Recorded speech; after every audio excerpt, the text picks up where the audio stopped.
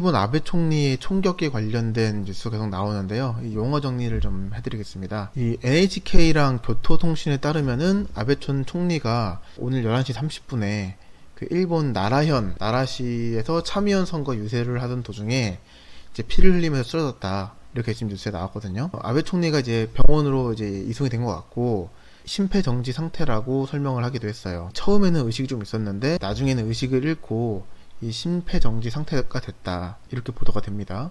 경찰 관계자가 총리가 산탄총을 맞았다라고 얘기를 하는데요. 제가 이제 관련된 뉴스 중에서 첨언을 하려고 영상을 켰습니다. 국회에 대해서 먼저 알아야 되는데요. 이 국가가 법을 만드는 곳을 국회라고 하죠. 그러니까 국회의사당이라고 하는 거는 입법부인 국회가 사용하는 건물을 총칭해서 말해요. 다시 말해서 입법부는 이 제도나 법률을 정하는 기관이죠. 우리나라 같은 경우에는 이 국회가 하나인데, 미국이나 일본이나 영국을 보면 국회가 여러 개가 있어요. 그래서 이 제도나 법률을 제정하려면은 대한민국은 한 번만 통과를 하면 되는데, 이런 거를 단원제 국회라고 하고요. 빠르게 법을 제정할 수는 있는데 신중하거나 꼼꼼하게 만들 수 없다는 단점이 있어요. 그래서 많은 나라들이 국회를 둘로 나누고 한 번 더 통과를 해야지만 법을 제정할 수 있게 만들어요.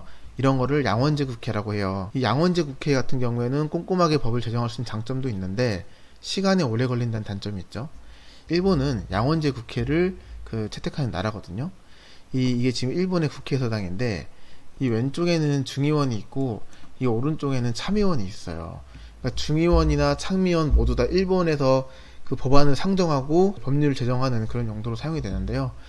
중의원 같은 경우에는 처음으로 법이나 의견 같은 거를 심사하는 곳이고, 이거를 다시 또 심사하고 통과시키는 곳이 참의원이에요. 그래서 우리가 이거를 흔히 하원과 상원이라고 말하기도 하죠. 일본 같은 경우에는 원래는 참의원이 아니고 귀족원이라 그래서 상원의 역할을 대신하고 있었거든요. 그래서 일본의 귀족들이 모여가지고 이 국가의 의사를 결정하던 어떤 기구였단 말이에요. 근데 2차 세계대전 때 일본이 패망하면서 미국이 일본의 현대 민주주의 제도를 이제 도입하는 과정에서 귀족원 제도를 없애고 요거를 대체하기 위해서 설치한 기구가 요 참의원이에요. 일본은 이 중의원이 원래 강한 나라거든요. 그래서 일본의 총리가 전부 다 중의원 소속이기도 해요. 법안을 심사위에서 보내면 이거를 불통과할 수 있는 권한을 가지고 있거든요. 그러니까 굉장히 중요하죠. 실질적으로 참의원이 중의원보다 조금 더 법률상 위에 있기도 합니다. 2022년 7월 25일 날이 일본 참의원 선거를 이제 치르는 날이었는데, 이 선거를 준비하던 중에 그 아베 총리가 총격을 받은 거예요. 뉴스에서 많이 나오는 게 뭐냐면 산탄총이란 말이 자주 나오거든요. 그럼 산탄총이 뭐냐? 산탄총이라고 하는 거는 우리가 흔히 샷건이라고 부르는 거예요. 이 샷건이라는 말에 샷 있죠? 이 샷이라는 말이 이 산탄이라는 의미 들어가 있는 거거든요. 산탄이 뭐냐? 산탄이라고 하는 거는 탄알이 이렇게 퍼져나가면서 나가는, 그걸 산탄이라 그래요. 이제 산탄총은 한 번 방아쇠를 당기면 탄환이 여러 개로 흩어지듯이 이렇게 발사가 되는 그런 총을 말하거든요. 여기에는 강선이 없어요. 여기서 말하는 강선이 뭐냐면요, 이 지금 사진 보시면 무늬가 있으시죠? 총구가 이렇게 있으면 이 총에 이렇게 회오리 모양으로 이렇게 총알이 회전하기 쉽게끔 이렇게 그 강선이 들어가 있어요.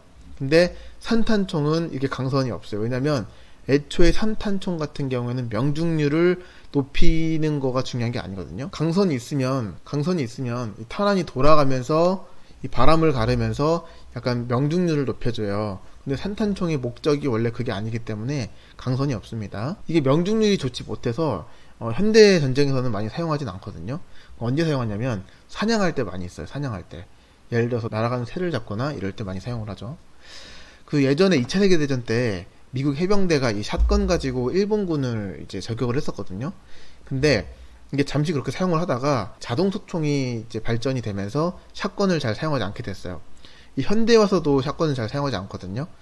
현대전에서는 뭐 대테러에 대해서 섬광탄을 발사하거나 아니면 체류탄을 발사하거나 아니면 이렇게 자물쇠로 잠겨있는 문 같은 거를 이제 깨버릴 때, 요럴 때 사용하고요. 실제 전투에서는 이게 살상력이 약하기 때문에 잘 사용하진 않아요. 우리 영화 보면은 그 총기에다가 이 장약이랑 탄환을 넣고 이제 쏘는 그런 걸 우리 그 머스킷이라고 하죠. 요거는 원래 그 탄환 한 발을 넣고 이제 발사를 하기 때문에 시간도 오래 걸리고 이 명중률도 낮았어요. 그래서 어떤 문제가 있었냐면 움직이는 동체를 맞추는 게 어렵다는 단점이 있었거든요. 그래서 날아가는 새를 맞춘다든지 뭐 움직이는 동물을 저격한다든지 하는 데는 굉장히 어려웠단 말이에요. 동체를 맞추기 위해서 탄환을 여러 개를 넣는 게 산탄총의 이제 시작이죠. 오늘 7월 8일 아베 총리가 총기 피습을 당했다고 뉴스에 나오고 있는데 뭐 심폐정지 상태다라는 뉴스도 있어요. 심폐정지라고 하는 거는 호흡과 심장, 순환을 담당하는 기관이 작동하지 않는다는 걸 말하거든요. 그래서 제가 뉴스를 들어가니까 이 대부분의 사람들이 이 아베 총리가 피격을 당한 거에 대해서 기뻐하는 댓글이 막 올라가더라고요. 뭐 만감이 좀 교차하긴 하는데 이 좋아해야 할 일은 아닌 것 같아요. 왜냐 아베 신조 총리는 일본 역대 최장기간 집권한 총리인데요. 8년 정도 집권을 했었고요. 굉장히 의미 있는 정치인이에요. 지금은 이제 총리가 아니긴 하지만 지금도 일본 정치에서 굉장히 영향력 있는 사람이다라고 알려져 있죠. 그리고 이 사람이 정권을 잡았을 때 아베노믹스라고 무지막지하게 양적 완화를 했던 적이 있었죠.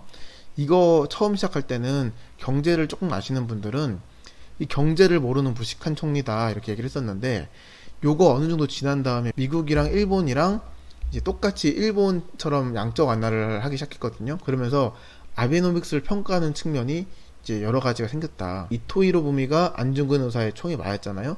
그래서 조선이 일본에 해방된 건 아니거든요.